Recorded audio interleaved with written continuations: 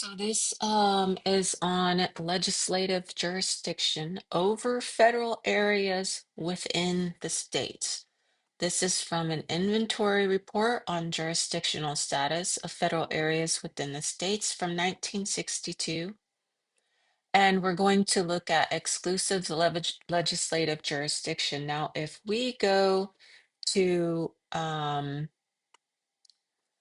Eisenhower's reports from 1952 and 1953, he explains all of this in there. And one thing that he points out is Article 1, Section 8, Clause 17 of the Constitution, which tells us that the federal government has exclusive legislative jurisdiction only at the seat of government, which is Washington, D.C. So this is the federal government, the United States and Congress assembled, which you don't hardly ever see the enacting clause written that way. You usually see it be enacted by the House of Representatives or the Senate and House of Representatives of the United States of America and Congress assembled. These are two different places.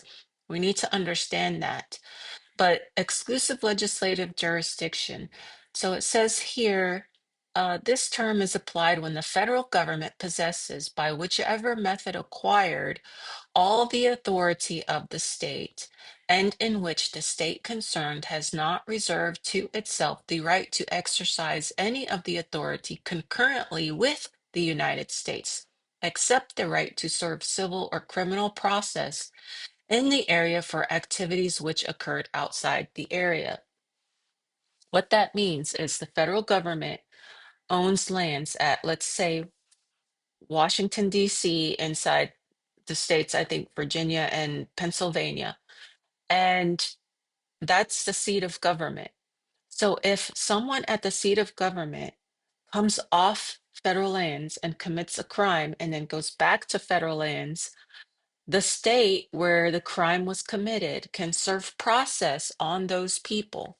So that tells us that anytime anyone of the military comes off federal lands, the state has jurisdiction, and that the federal government has jurisdiction only on the federal lands. And we can look at this in more detail. It's in the Constitution of the United States, and it's in the laws written by the legislature of the United States. So this is exclusive legislative jurisdiction, and the states can reserve some rights, such as serving process on federal lands. So the state has rights to some extent over the people and the lands that belong to the federal government. This also tells us that there are certain federal people and there are certain non-federal people. Those non-federal people are state people, they are civilians, they are freemen, citizens of the state, and not subject to the jurisdiction thereof, which we see written in some of the amendments of the Constitution, and subject to the jurisdiction thereof. So you have to be on the federal lands and subject to the jurisdiction of the federal government. And if you're off federal lands, you're still subject to the jurisdiction of the federal government unless you commit a crime on federal lands, in which case the state is the authority having jurisdiction over the person.